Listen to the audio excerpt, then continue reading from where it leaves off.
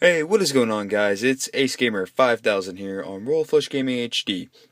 So, I saw how y'all really liked my Cyber Dragon deck profile, and I decided why not to do a little strategy guide. So, today we're going to do a quick strategy guide. Now, please, if you like this video, go down, subscribe, like it, comment if you disliked it, and whatnot. And do mind that I do not have a person helping me uh, use the camera, so this video might be a little shaky. Please, I do apologize. Do bear with me. Alright, let's get started. So, let's say you draw your first starting hand. I already set up the first 5 cards to be something a little good.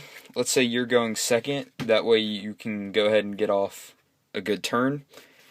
So, let's say these 5 cards are your starting hand. Trap Stun, Cyber Dragon Core, Evolutionary Burst, Machine Duplication, and Power Bond.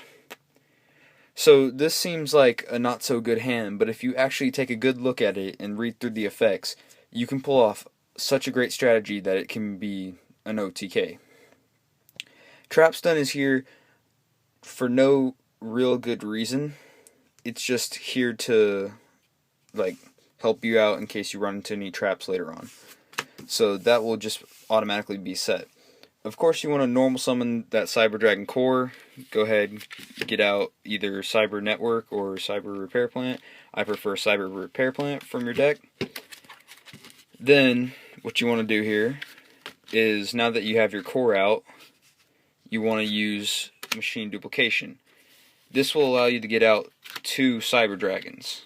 It could be any of them, so just summon out 2 Cyber Dragons. And now that you have these 2 Cyber Dragons out here, and one set card being the Trap Stun, what you have in your hand is a Power Bond, Evolutionary Burst, and Cyber Repair Plant. Let's say they have a trap card that you don't like on the field. You're going to want to Evolutionary Burst that. Or maybe it could be a monster, and they don't have any traps or spells for you that you right there. So you Evolutionary Burst whatever card you want, basically clearing their field. And then you want to activate Power Bond.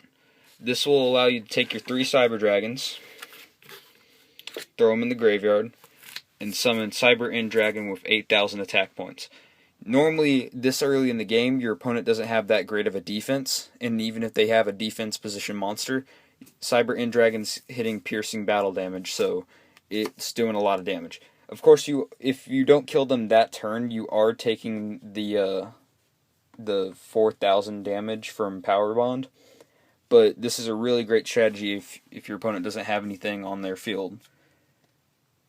Next off, let's say you've gone through, your opponent is beating you down, he's gotten most of your machine type monsters in your graveyard, you don't have much left, so we're just going to throw as many machine type monsters as we can from our deck in there. Your deck's whittled down to the last couple of cards, you don't know what to do, and you've kind of been broken and defeated. Well, don't fret yet, because there's this ultimate strategy that you can do.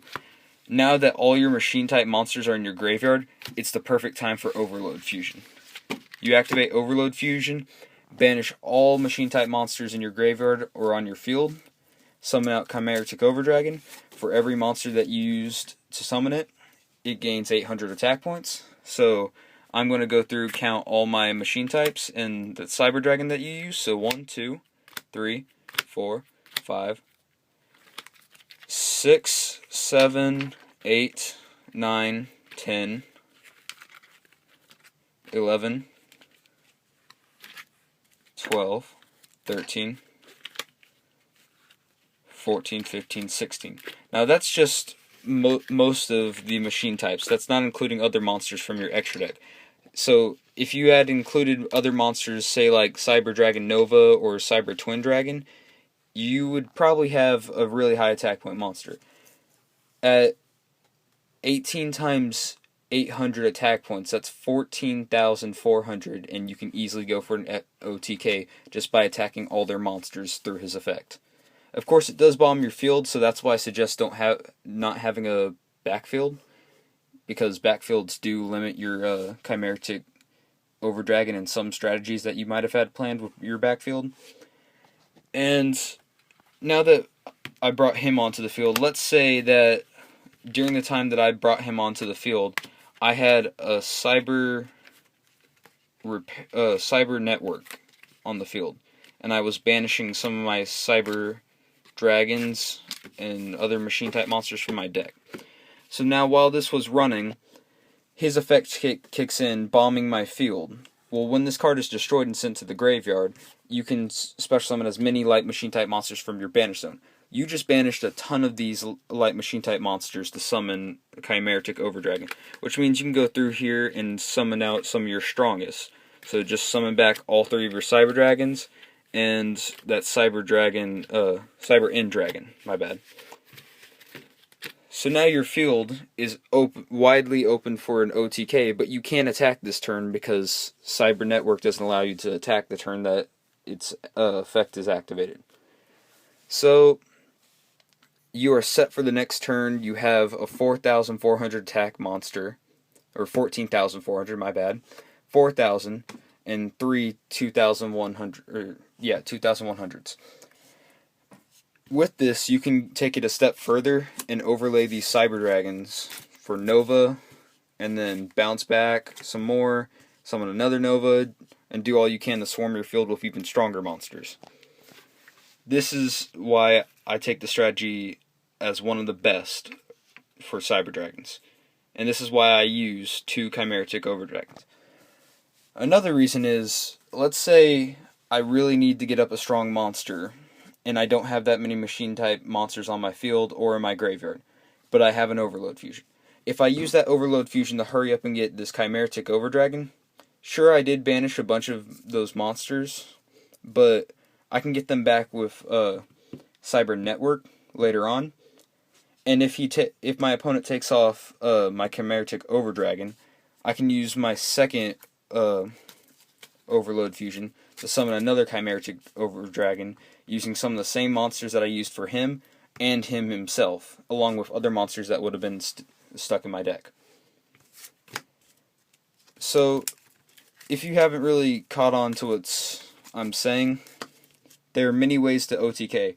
Another way is just swarming the field and getting up Cyber Twin Dragon, because he can attack twice, and if you Power Bond summon him, his attack is at 5,600? Yes. And there's almost no way of taking him off the field so easily. Personally, I see flaws with this OTK because he could get Mirror Forced, and then you're open for damage unless you have a Mirror Force of your own or other cards to stop it.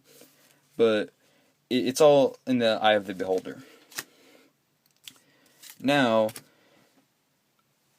a few other things that you can do is, say we have 3 Cyber Dragons on the field, like we had earlier, and we have some light machine type monsters in our graveyard. We overlay for 1 Nova, detach, pop for Cyber Dragon, so we have 2 Cyber Dragons there. Then we can overlay again for another Nova, detach, pop another Cyber Dragon, and that right there is already about 6,300 attack points. Not only that, but if you had Cyber Dragons in your hand, you could double Nova's attack to 4,200. And you could also banish him to double one of their attacks. That, or you can keep him on your field, and if you have 2 Cyber Dragons in your hand, then you can double both of their attacks and have 10,300 attack points, I believe. No, 10,500. My bad. So there are many OTK possibilities with the Cyber Dragons, and this is why they're one of my favorite decks. They're also easy to swarm the field and special summon. So if you're looking for a really easy deck that isn't expensive and is probably really good in the meta at this point, I would suggest Cyber Dragons. Alright guys, thank you for watching. This was TheAceGamer5000 on Royal Flush Gaming HD. Go down, like, subscribe, comment. We're open to all your suggestions. If you want to see us play some video games or whatnot, Just suggest it, and later.